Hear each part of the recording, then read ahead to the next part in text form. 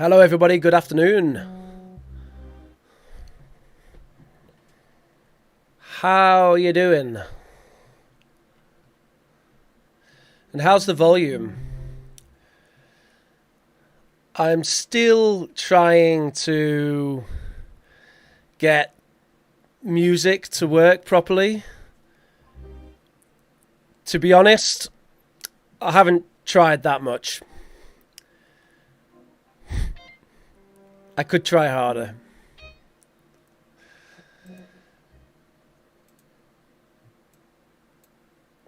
So, today we're going to talk about pronunciation, but I'll take questions about anything. And I'll do my best to answer questions about anything.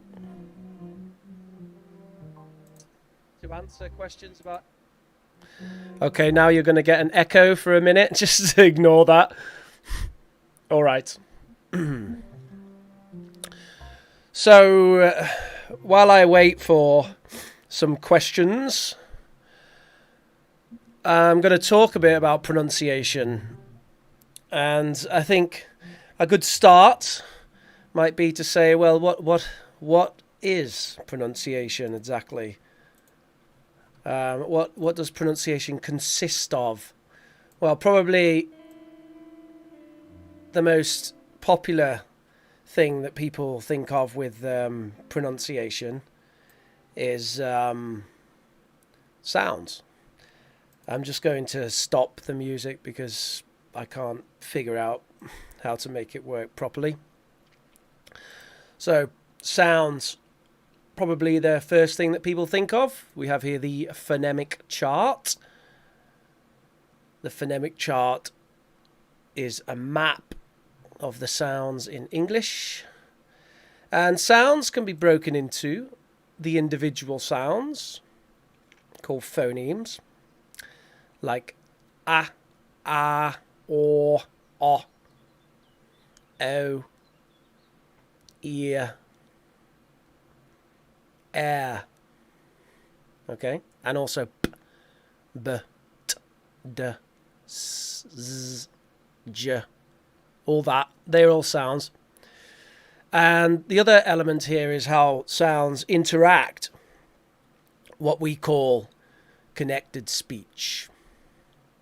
How sounds interact.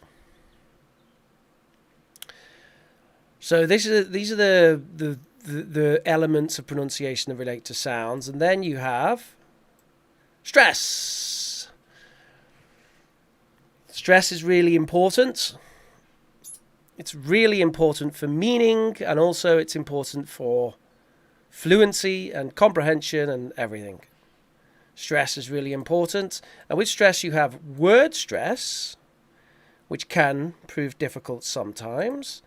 And then you have sentence stress, which is not that difficult, but a lot of language learners don't spend any time on it, so they don't really ever get good sentence stress. But the ones that do sound so much better, and they communicate so much better in English. So that's sentence stress. And sentence stress, actually, with sentence stress, we can talk about the default sentence stress. Like, do you want a cup of coffee? Do you want a cup of coffee? Do you want a cup of coffee? Or even, do you want a cup of coffee? If you want to stress the want. Do you want a cup of coffee? That's the default, which is those content words. Right? But then we have the prominent, special.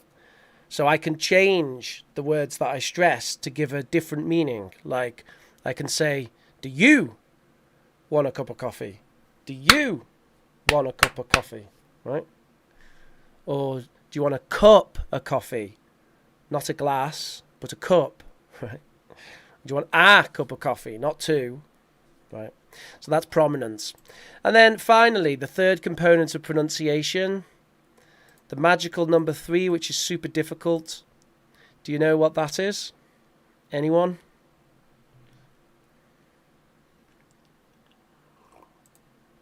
I say it's super difficult. What I mean is lots of academics claim that it's not possible to learn this third one. They say you can't learn it. You can't learn it. Some people say you can't learn it. You can learn it. It's just difficult. It feels like you're acting when you first do it. This is a tone or intonation. If I say no, no, then it's the oh, no. It's that oh, right? I don't say no, right? I say no. Okay. So tone is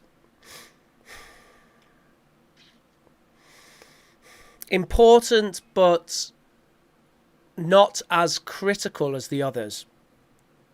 For one, tone varies a lot between speakers, between moods, between accents. For two, it is very difficult to learn tone. You need to really become the language. You know, it's like you take on that culture. Like in Spanish, when they say, in Spanish in Valencia, they say, gracias, gracias, de nada, right? Okay. And it sounds quite strange in English, because imagine if you say that intonation in English. Thanks. No problem. It sounds like sarcastic, right? But it's totally normal in Spanish. So you have to like embrace that little song of the language, right?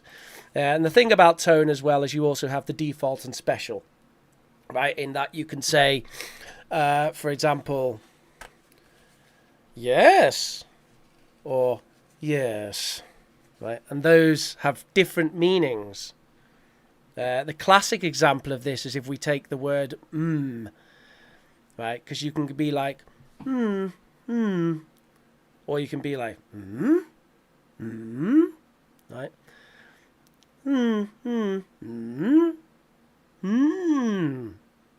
These are all different intonation patterns. We've either got falling or rising or rise fall or fall rise. So it does change the meaning, but it's not the most critical element. So when it comes to pronunciation, critical, you always build awareness first. Build awareness first. You have to recognize the difference. You have to hear the difference. You can't try to produce something that you cannot recognize. So first, you must build awareness. Here's an example of building awareness of sounds. Okay. If I say fit and feet, okay, this highlights a sound that Spanish people find difficult. Spanish people find this sound difficult. Fit, feet. So you need to hear that difference. And when I say fit or feet, you have to tell me, is it 1 or 2, right? Fit, feet, feet, feet, fit, fit, fit, fit, feet, feet, right? You have to hear that difference. Spanish people at first can't hear that. You have to train it. How about if we said this, if we go this far, we say bit, beat, and bet. Okay? So now we've got 1, 2, 3. 1, 2, 3. Okay? So you tell me, am I saying 1, 2, or 3? Bit. Beat. Bet. So that was 2, 3, 1. Beat. 3. Bet. 1. Beat. 3. Bit. 2. Okay, so if you were training this sound, then first you have to do that until you can identify the difference. You can identify that sound, and you can identify that it is different from that sound and different from that sound. Okay, e. Okay, once you can identify the difference, right? And also watching the mouths of natives helps. If you look at a video and you look at a native speaking, really looking at the mouth helps a lot, because you start to get a feel for how their mouth is moving, and you start to get a feel for the muscles, right? It's like if you are practicing yoga, you know, you have the instructor and you watch the instructor and then you try it, right? Or martial arts or sports or all kinds, right? It's all we're using muscles here. Okay, so listen and identify the difference. That's the same with sounds, it's the same with stress, and it's the same with tone. At first, some people don't believe in stress, right? You tell them about stress, right? Sentence stress, and they're like, what? And they don't hear it. They can't hear where the sentence stress is. So they need to build awareness for that, right? And I start saying stuff like, do you want a cup of coffee? Do you want a cup of coffee? Do you want a cup of coffee? Do you want a cup of coffee? Until they identify cup of coffee as the stress, right? Then after you build awareness, then you practice. Okay, you practice out loud, all right? You practice out loud. If you're on your own, no problem. You practice out loud. If you want to take it to ultra level, then you record yourself and listen. You don't need to do that, by the way, but it's helpful. It's a good habit. Good habit for improving your pronunciation. By the way, any questions in chat, just post them. Post those questions in chat and I will take a look at them. They can be any questions, but pronunciation's preferred today. So, this is my favorite pronunciation practice activity for doing in class. There are many activities that I do in class for pronunciation, but this is my favorite, and it is one that you can do on your own at home. You don't need a teacher to do this, and I'll tell you how in a minute. But first, let's practice it. So how does this work? First, I say it, you just listen, and you listen and then you replay what you heard in your head, right? So it sounds strange at first, but you can do it because you have an audio memory. So you can hear it again, especially right after. So if I say, do you want a cup of coffee? Then you replay, replay in your head. Do you want a cup of coffee? Coffee, right? Without saying it. Don't make a sound. Just, do you want a cup of coffee?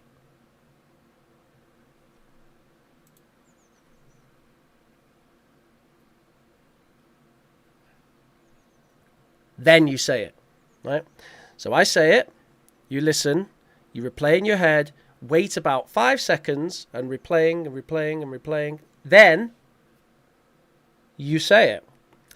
And with this, what you'll see is that you really start to notice the difference. You notice the difference between what you hear and what you say. At first, you might just go, ugh, that sounds different, right? But as you do this more, you start to identify exactly what was different. And you change it next time. You try to change it, right? It's much better than robotically repeating, okay? A robotic repetition doesn't actually help so much. You know, hello, hello, goodbye, goodbye, okay. It does something, but it doesn't promote this noticing. And promoting this noticing is what really helps you improve. Okay? So, how do you do this on your own? Well, there is a fantastic website that needs to blow up. Blow up, I mean get very popular.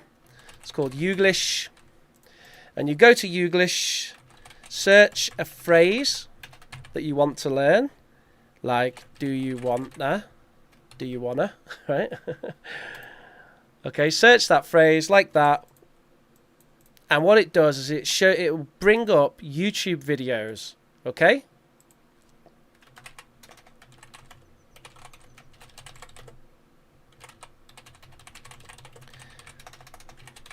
And it plays the videos from the point of the phrase.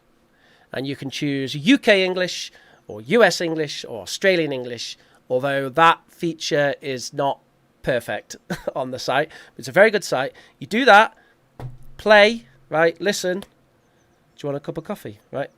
And then you do that.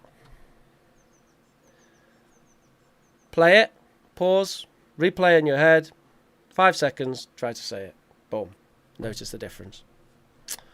Okay.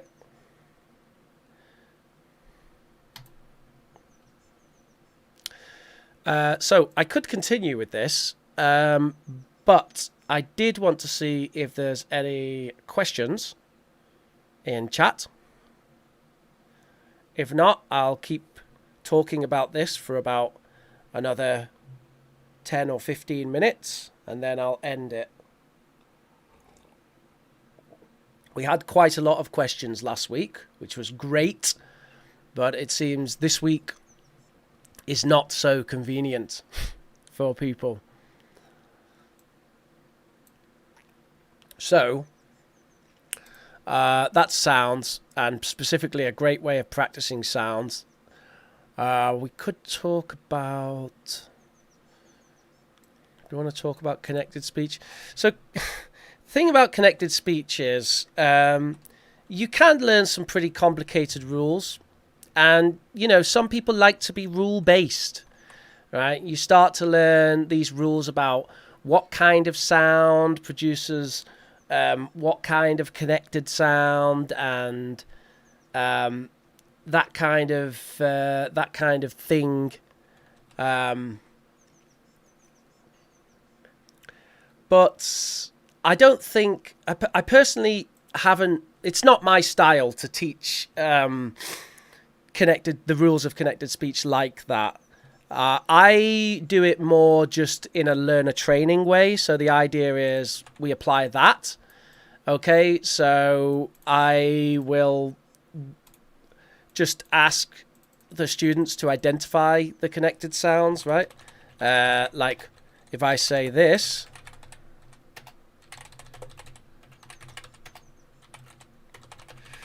one elephant, 2 elephants, 3 elephants, 4 elephants. So 1 elephant, 2 elephants, 3 elephants, 4 elephants.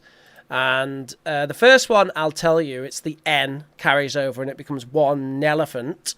So this is just the idea that ending consonants, if the next word starts with a vowel, they connect always 1 elephant. 1 elephant. This happens in lots of languages, not just English. Probably happens in your language. Then we have 2 elephants, 3 elephants, 4 elephants. And I'll say, okay, you identify the connected sound in each. Each one of them have a connected sound. 2 elephants, 3 elephants, 4 elephants. Hello, David Eduardos. From Rio de Janeiro. I'm still jealous. Yeah, minimal pairs like man and men. A minimal pair is the definition of a minimal pair. Well, we'll go into that in a minute. First, let me just finish this bit. So, I just want to give the answers for this about the intrusive sounds. That one's a w. That one's a y, which we represent in phonemics as that. Okay, that is not like Spanish. That's a y. Okay, so we got w, y, and that one is r, which for Americans is not a linking sound because they will say for. So they already have the sound for elephants, right? They didn't even say elephants, did they? 4 elephants, 4 elephants, ants. Where's my car? Okay, 4. But in British, obviously, we say 4. And then when we say for elephants, we have the intrusive linking sound there. So they're the answers for that. And as I say, you build awareness of it and you'll just start to get it. And your mouth starts to do them automatically once you build the awareness. That's what I find with those features of connected speech. Okay, so moving on. What is a minimal pair? So a minimal pair is two words where making two words which differ in only one. Should we say phoneme? I don't know if I want to say phoneme, but okay, let's say that. In only one phoneme, but produce identifiably different words in a language. Okay, that's a bit of a crude definition that I've written on the spot, but it's something like that. I could search the internet now and show you the definition, but anyway, something like that. Let's check my spelling there. It looks a bit weird. I know, it's okay. So that's it. So it could be lots of stuff. Shop and sheep. Okay, you can get some really weird ones like bought and boats would be different. It's only one sound, right? Because the sound is or o. But yeah, a minimal sound is just a minimal pair is just where just one. There's just one sound that's different. What kind of ones do people struggle with? Let me think.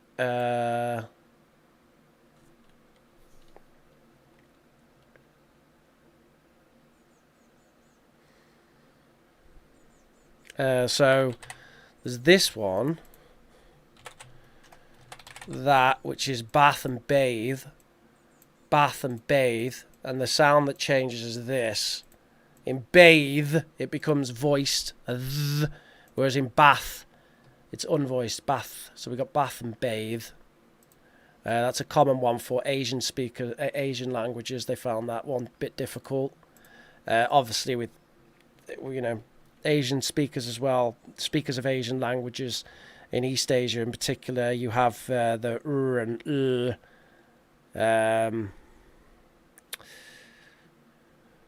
like real and rear. No, that doesn't work because in British we don't do that. Come on, Rich. Okay, red and lead. Okay, lead is a material. I know this word can also be lead. We could write it like that to have it as the past of lead, which is also pronounced lead. So we've got lead and red. So that would be a nice one for speakers of Asian languages, Japanese, Chinese, and so on that have problem with the and and then the kind of Latin languages have lots of problems with the things like it and e. People actually in the Americas, like from Brazil and from South American countries, actually have much less difficulty with the phonemes in English. And I think it's probably because of the influence of American TV, whereas here in the continent, in Europe, a lot of European countries, they use overdubs, so they don't get to hear all that American TV, so then they struggle more with their phonemes. Yeah, but one for them would be bit versus beat. Stuff like that. Oh yeah, lots of the as well. Things like not and note. That kind of stuff can be difficult for Spanish speakers. O. And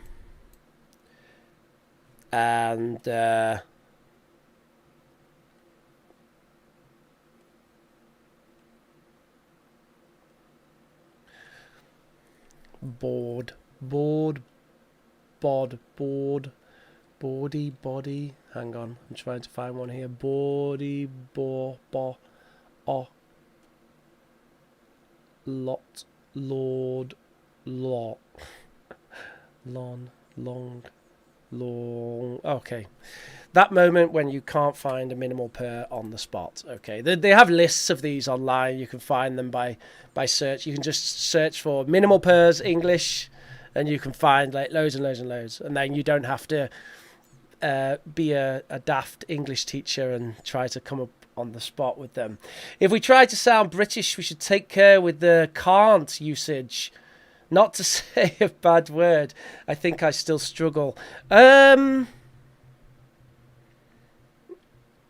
I don't think there's a massive risk of that actually in British. I think you're more you'd have more possibility if you say it like an American or an Irish person.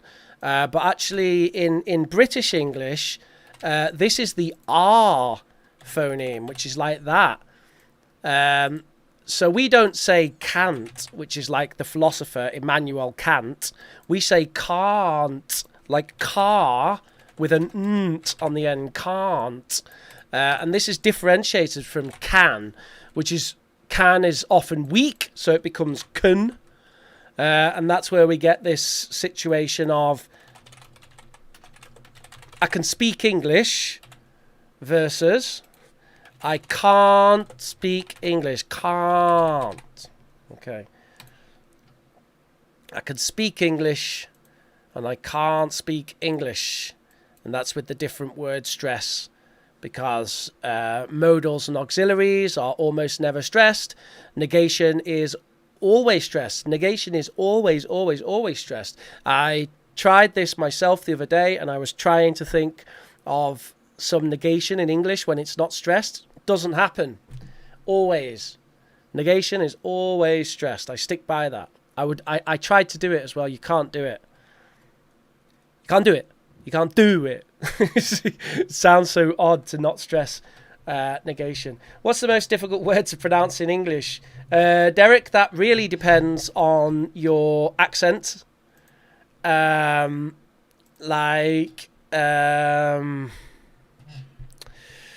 If we take like Japanese speakers, for example, I mean, they really struggle with stuff like that, right?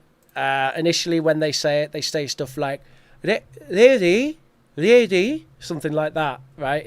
And they really struggle to say really. So anything with lots of and is very difficult for them. Yeah, that tends to be the issue. Rather than individual words, I would say that most Latin language speakers, Spanish, Portuguese, Italian, they struggle more with weak forms and sentence stress. So it's not so much individual words, but it's putting it all together. And they struggle with the connected speech and with the schwa. Do you want a cup of coffee? Right? They struggle saying that. They would say, do you want, or something like, do you want a cup of coffee, right? Or something at first. And it takes some time for them to get used to their, do you want a cup of coffee, right? It's worth learning, though. Especially, actually, I think it's something good to learn when you first start learning a language. Because later it becomes more difficult. You start to develop these habits, like bad pronunciation habits. Then you have to get in and fix them. ED past sounds, really? Okay, well, let's go through them. So Derek Medina says, I have problems with ED past sounds. Okay. So actually, in terms of pronunciation, these are words ending in ED. Okay. And there are three ways of doing it, although we can treat it as effectively two to simplify, and then later you kind of work out the difference with these ones. The big difference is between id and t or d, right? Okay. And it doesn't take too long. It doesn't take too many words to kind of start to realize what the difference is.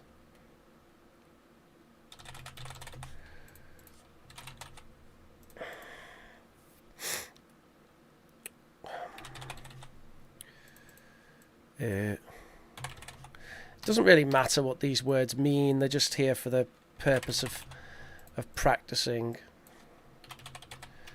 So if I say these and classify them, you'll start to hear, right? So if I say watched, watched, then it's t, watched, right?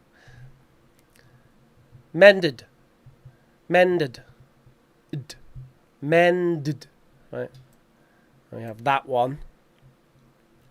Needed. Wanted. Hated. Judged.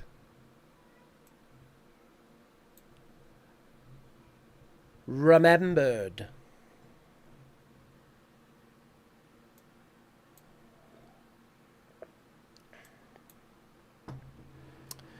So you can start to see already what's something that's happening here, and it's all about that.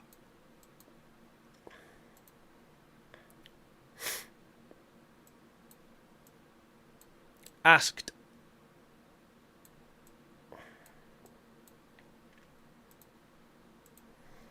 Let's have a few more.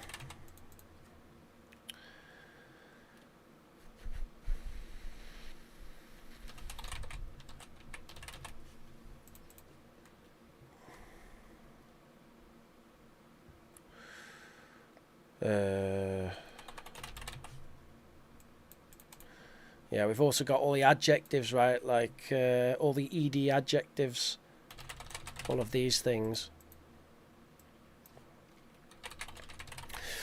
Yeah, so we got baited. I've actually spelt that wrong. There we go. Baited, fated, orchestrated, excited, fascinated, interested. Okay. So you can see that these are all verbs that end in the d or t sound. So they already end in one of those sounds. And if a word already ends in those sounds, you can't use the sound again, right? Because in English, that doesn't sound English, right? If I say, like, want, or hate, or interest, right? It's like, it's not very English to put plosive sounds consecutively. That's the t and d and p and b, right? We don't say b or p in English, right? We put in this intrusive I. So if it already ends in d or t, like mend, then we put in the intrusive I and it becomes mended, needed, wanted, hated. That sort of stuff. Hope that helps, Mr. Medina. Oh, okay. So Mr. Medina says that the difficult part is the t and d part. Okay, great. If you're onto that, good. Let's talk about that. I'm going to need some more words.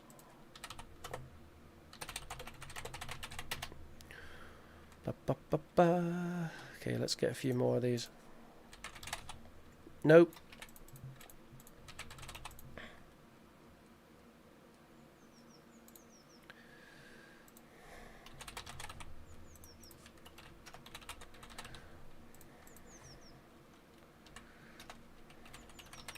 Okay. All right.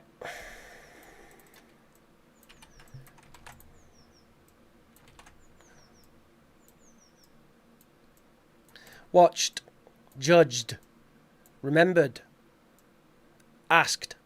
So going from my earlier topic about raising awareness first, the first thing is you need to identify the difference. So you need to hear the difference.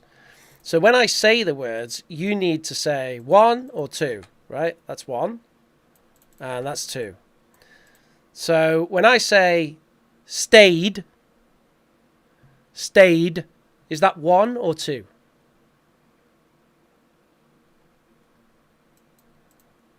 Five seconds.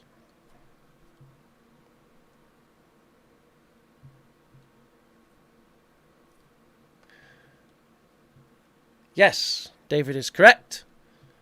Derek didn't have time, maybe, I don't know. But stayed is 2. Okay, how about this one? Kicked. Is that 1 or 2?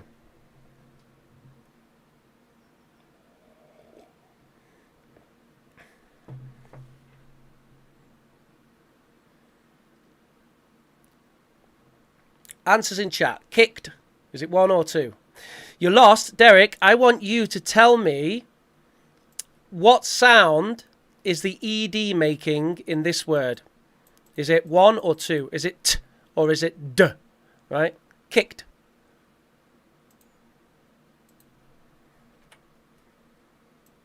Yeah, that's 1. Good.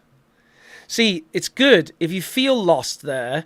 It might be that this is you going, I've never identified the difference before. Right? So maybe that's where the confusion is. Right? How about this one? Covered.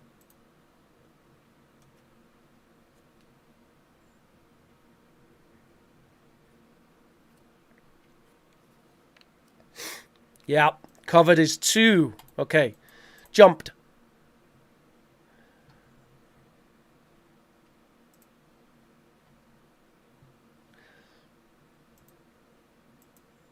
Jumped.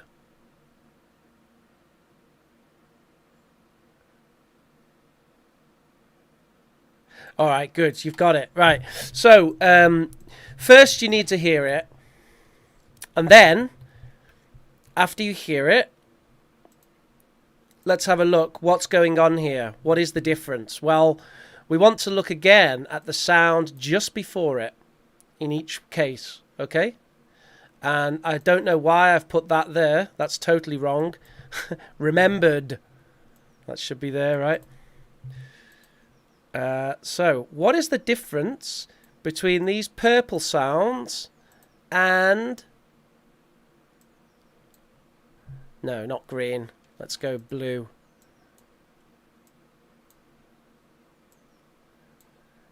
And remember, we don't really care about the letters that much. It's more about the sounds. So what is the difference between these purple sounds and these blue sounds? And I can say the words without the ED so you can hear. So we've got watch, ask, kick, jump, and then we have judge, stay, cover, remember. What is the difference between the ending sound there?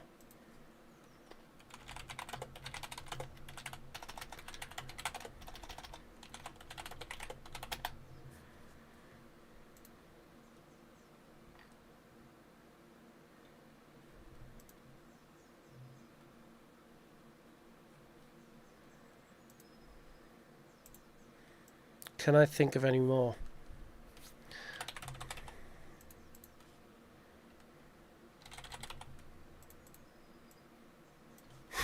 Banned. Removed.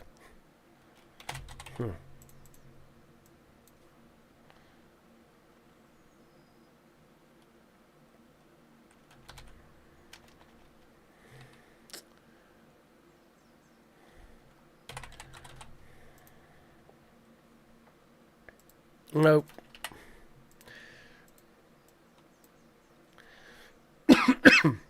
So I don't have any answers yet as to what the difference is between those sounds.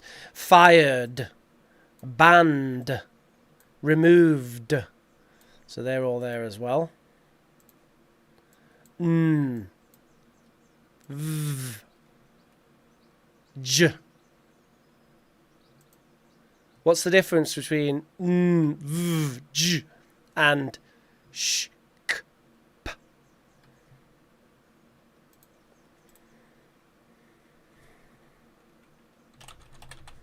Sust, s.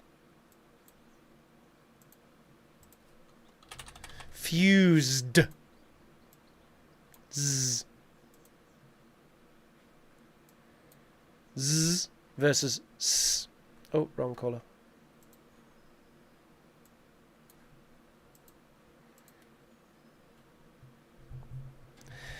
Yeah, well done, Derek. Derek's got it.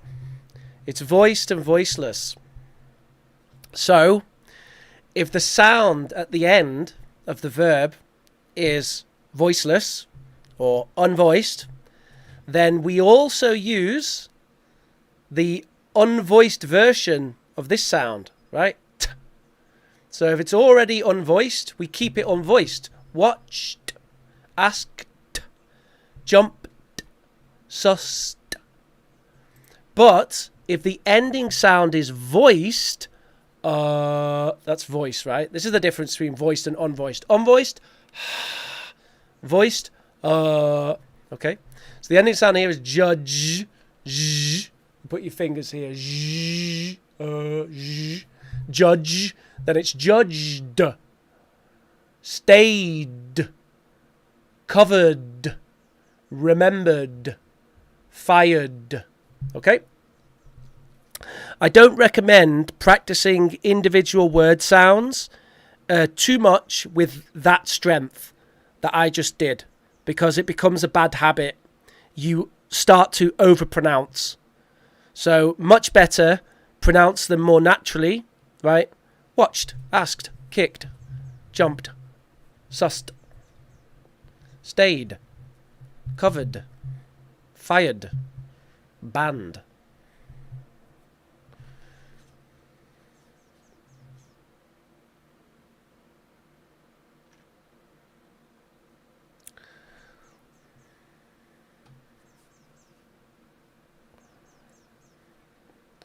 So this general idea of the sound at the end of a word being voiced or unvoiced,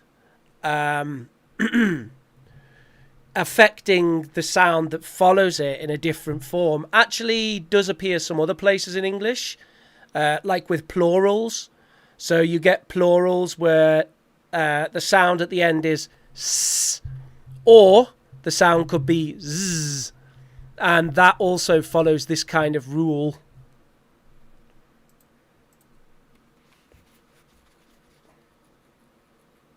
Like bits is unvoiced, bits, because the end is t, bits. But bees, because e is voiced, bees, bits, bees.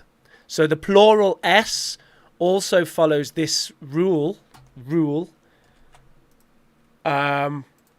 except obviously the sounds are s versus z.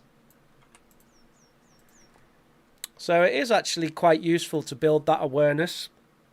And both of these things definitely can cause comprehension issues, especially for the other person who's listening to you, especially this one. If you get your s and your z mixed up at the end of plurals, it can definitely cause problems. Like if I say bits or beast. I mean, beast sounds like beast, but we want to say bees. So it's quite important. And getting the identification of what is voiced and unvoiced can help a lot. You do that, you put your fingers here. When you feel vibration, it's voiced. S, no vibration. S, z, vibration. Okay? The same with t, d, d, t, d, b, p. Okay? And if you're a big fan of the phonemic chart, do I have a phonemic chart here? Let's get in touch with my old friend Adrian Underhill, the inventor of the phonemic chart. Very, very interesting guy. He invented the phonemic chart that we use in classrooms. He did not invent phonemics. That was obviously invented a long time ago by linguists. He invented this chart, which is structured in a very special way. And one of the things that you see in this chart is you can see the voiced and unvoiced pairs. So we have unvoiced followed by voiced, unvoiced, voiced, unvoiced, voiced, unvoiced, voiced, right? So it's all in all the consonant pairs, right? P, b, t, d, ch, j, k, g, f, v, f, v, s, z, sh, zh. And then the bottom line is a bit different, right? The bottom line follows other rules. It's the nasals, ng, and h, l, r, w, y. These are the approximants at the end, so that's a bit different. But all of these follow that rule with the unvoiced voice pairs. So Adrian Underhill is very interesting because if you have a class with him, I don't think he teaches much anymore. He mainly writes books and trains teachers and probably is thinking about retirement. No offense, Adrian. He uses this in his first class with every level, every student. Your first class is the chart and you do the whole chart. And then everything builds from there. And it's quite interesting seeing him do that. You can find him on YouTube training teachers. If you type like Adrian Underhill, phonemic chart teachers, and it's a 1 hour video. If you want to see someone go through the whole chart in 1 hour and start to build with it, it's quite fun. I don't know any other teachers who take it to that extreme, but he is the godfather of this kind of phonemics and the chart, so it makes sense that he does take it to that extreme. Can you explain the difference between t and j? It's the voice. Ch, j, ch, j, ch, j, ch, j. Let's find some minimal pairs.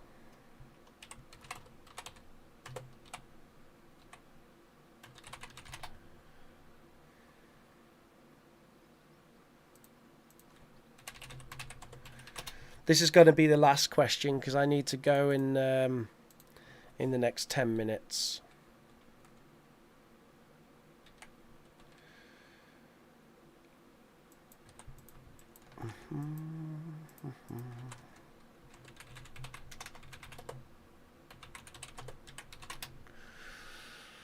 Okay.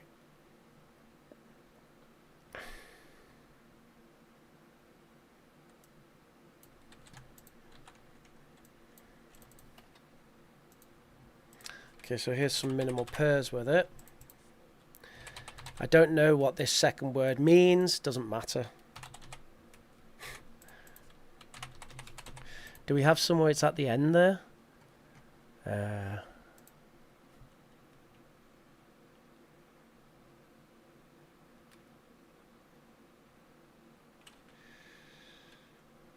Would like some at the end. Oh, batch and badge. Yeah. Okay. Cheap and cheap. That looks a bit odd. Yeah, I thought so. It's EA. It's weird. On a minimal per website, that they got the spelling wrong. Okay. So. So just like before, it's first you want to get the identification, right? So you need to hear the difference first, right? So I say one of these words and you type in chat, am I saying 1 or 2? Okay. So I'm going to say one of these words and I want you to type in chat 1 or 2, okay? Catch.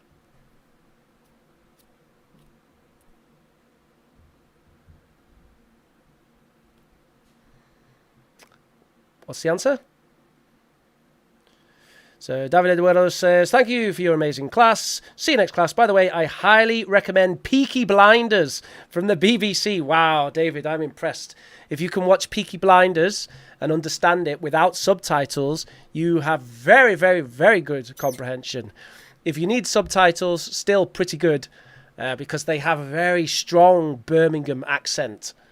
A very strong Birmingham accent. But it's a great show. I know lots of people who enjoy that. Raphael, number 1. Well done, Raphael. Catch. It was number 1. Okay, here's the next word. Badge. 1 or 2? Let me make this a bit clearer, by the way, by actually putting the sounds there.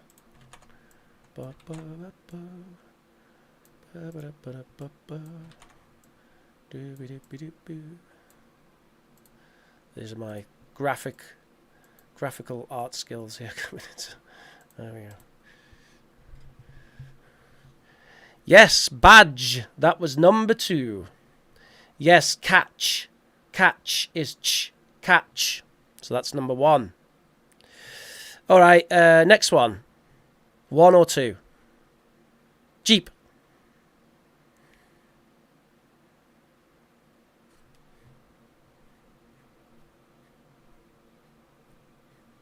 And your answers?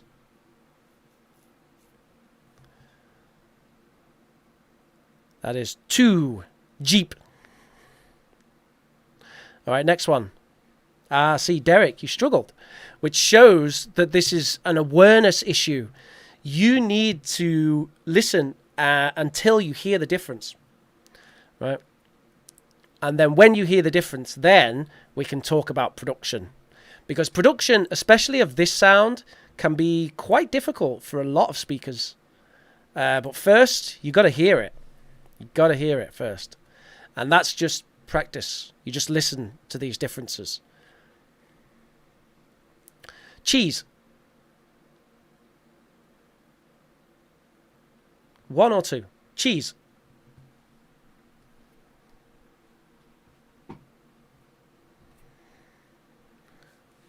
Okay, that was number 1. Cheese.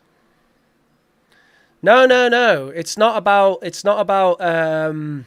natural ability, Derek, or anything like that. This is a positive thing. When you identify an area like this, it's great because all you need to do is to do this activity not for very long.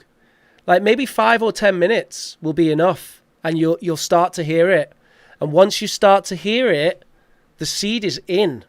So it's brilliant to identify these areas where you have a problem, because then you know exactly what you need to do to fix it. Because you asked me before, you said, what is the difference? How do I say this sound? And I say, well, you have to hear it. And after you hear it, everything, things will grow from there, right? And it's not that difficult. It will just take a little bit of time. It's like very much like learning like a musical instrument, very much like playing the wonderful guitar. Okay, I love playing guitar, and recently I've been learning piano.